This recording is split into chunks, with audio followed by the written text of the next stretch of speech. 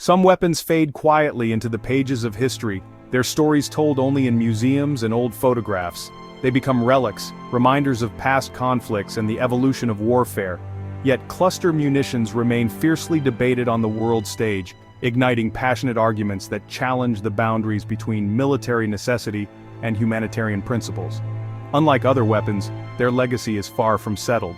These controversial weapons are designed to scatter dozens, sometimes hundreds, of smaller explosives over a wide area. While this offers significant tactical advantages for militaries, such as targeting enemy troops or vehicles, it also brings devastating, often indiscriminate harm to civilians caught in the crossfire.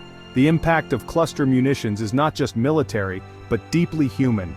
Fields that once fed communities are left unplowed, homes abandoned, and children's lives put at risk by unexploded bomblets that can remain deadly for years after a conflict ends.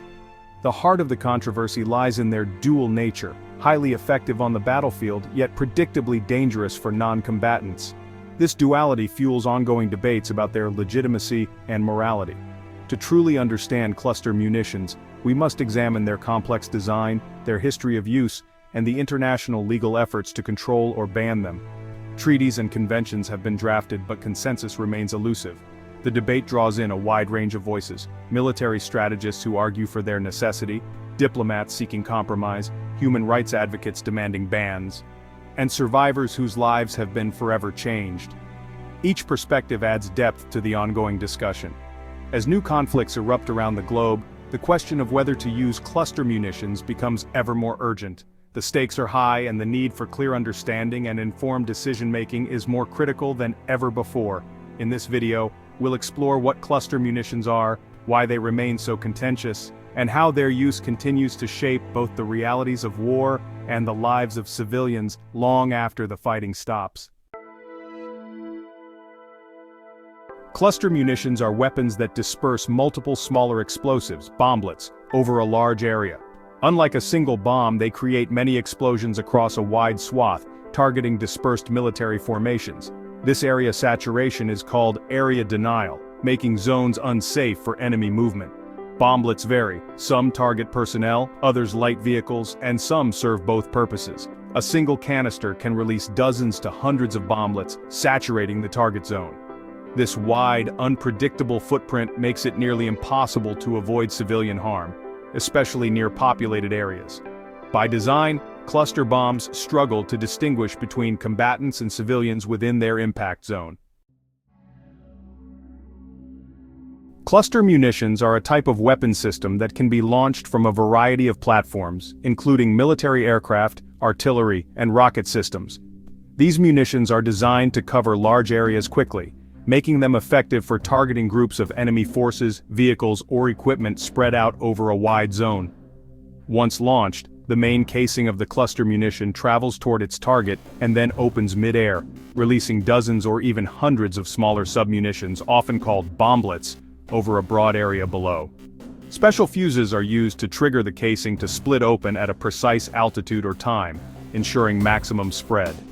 The released bomblets are often stabilized by small fins or ribbons, which help them disperse more widely and fall in a controlled pattern, increasing the area affected. Each individual bomblet is engineered to detonate upon impact with the ground or a target, creating a powerful explosion that sends deadly metal fragments in all directions, causing significant damage to personnel and equipment. Some types of bomblets are specifically designed as anti-armor weapons, using shaped charges to penetrate the thick armor of tanks and other vehicles, making them versatile against a range of battlefield threats. However, not all bomblets function as intended. Many fail to explode due to landing on soft ground, getting caught in trees, or suffering from mechanical defects. These unexploded submunitions are known as duds.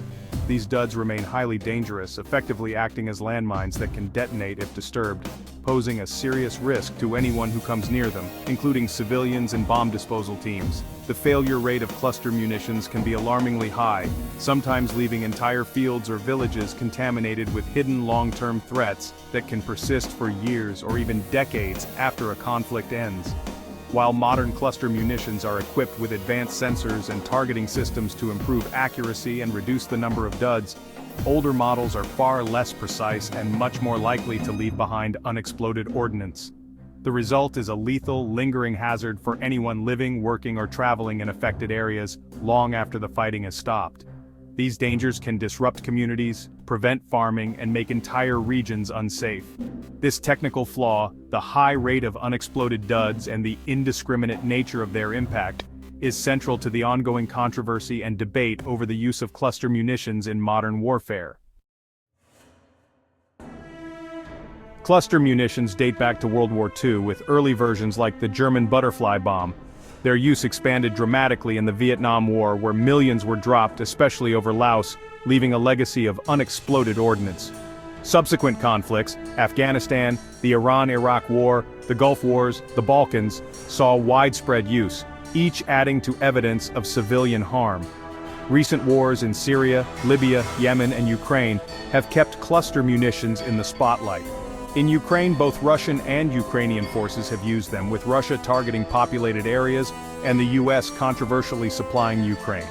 Each conflict reinforces the weapon's reputation for long-term danger and humanitarian cost.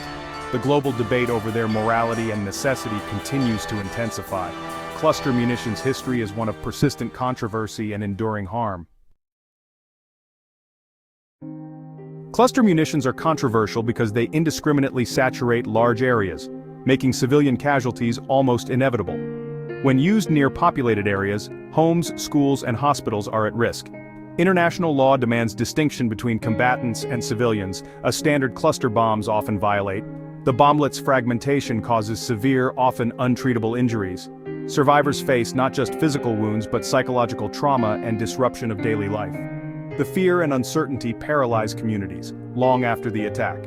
Accountability is difficult. Identifying users and victims amid chaos is a challenge.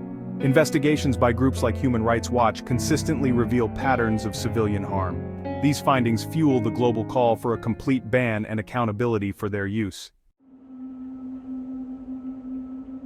The threat of cluster munitions persists long after combat ends, due to unexploded bomblets, unexploded ordnance, or UXO. Failure rates can exceed 20%, leaving fields, roads, and villages littered with hidden explosives. These duds act as landmines, making farmland unusable and daily life perilous. Children are especially at risk, mistaking bomblets for toys. Clearing contaminated land is slow, dangerous, and costly, often taking decades. Countries like Laos still struggle with contamination from wars decades ago. The burden of clearance falls on already struggling nations or international donors. The legacy is economic hardship, psychological trauma, and a constant threat to future generations. The enduring danger of UXO is a core reason for the push to ban cluster munitions. Mounting evidence of civilian harm led to a global movement to ban cluster munitions, culminating in the 2008 Convention on Cluster Munitions. The treaty prohibits use, production, stockpiling, and transfer of cluster munitions, and requires destruction of stockpiles and clearance of contaminated land. Victim assistance is a key provision, mandating support for survivors and affected communities. Over 120 nations have joined, including most of Europe, Africa, and Latin America. The treaty has established a strong international norm, with millions of munitions destroyed. However, major military powers like the US, Russia, and China have not signed, citing military necessity and improved reliability of newer models. This refusal leaves a significant gap in the global ban. The world remains divided, with the humanitarian imperative clashing with military arguments. Proponents argue cluster munitions are efficient against dispersed military targets, offering rapid area coverage and force multiplication. They're seen as vital for disrupting enemy formations and denying terrain. The US supplied them to Ukraine, citing the need to break through fortified lines. Opponents counter that civilian harm and long-term contamination far outweigh any short-term military gain. The weapon's design makes civilian suffering a predictable outcome, not an accident. Over 120 nations have concluded the humanitarian cost is too high, but non-signatories argue military necessity sometimes prevails. The debate remains a stark ethical dilemma for military and political leaders. The debate over cluster munitions is not just about weapons, it's about the very limits of modern warfare and the difficult choices that come with it. In war rooms around the world, Military leaders weigh the effectiveness of these controversial arms against the ethical dilemmas they pose. At its core, this debate challenges us to consider the values we choose to uphold, both as nations and as a global community. The decisions made here ripple far beyond the battlefield, affecting countless lives. The Convention on Cluster Munitions, signed by over 100 countries, has stigmatized their use and set a clear international standard against them. Yet, despite this progress, many powerful nations remain outside the treaty. These non-signatory states still possess, stockpile, and when deemed necessary, deploy cluster munitions in active conflicts. The ongoing war in Ukraine is a stark reminder of how battlefield pressures can override long-standing bans, reigniting controversy and raising urgent questions about the rules of war. Around the world, advocates and human rights organizations continue to push for a total ban on cluster munitions, arguing that no military advantage can justify the suffering they cause. They call for alternatives that minimize civilian harm, and for greater investment in technologies and strategies that protect innocent lives during and after conflict. Meanwhile, some militaries are investing in what they claim are safer cluster weapons, designed to reduce the risk of unexploded ordnance and unintended casualties. But these claims remain hotly contested by experts and activists alike, who argue that even the most advanced technology cannot eliminate the dangers entirely. Ultimately, the future of cluster munitions will be shaped by global conscience, international cooperation, and the willingness of leaders to prioritize humanity over expediency. The challenge is to find the courage to put people first, even when the pressures of war make it tempting to compromise on ethics. The questions remain: what is the true cost of victory, and who pays the price when lines are crossed? Where do we draw the line between military necessity and moral responsibility? These are not just questions for generals and politicians, but for all of us. As long as these weapons exist, the debate will continue, shaped by new conflicts, new technologies, and the enduring struggle between security and conscience. The consequences of our choices will endure as well, echoing through the lives of survivors, the work of demoners, and the hopes of those who dream of a safer world.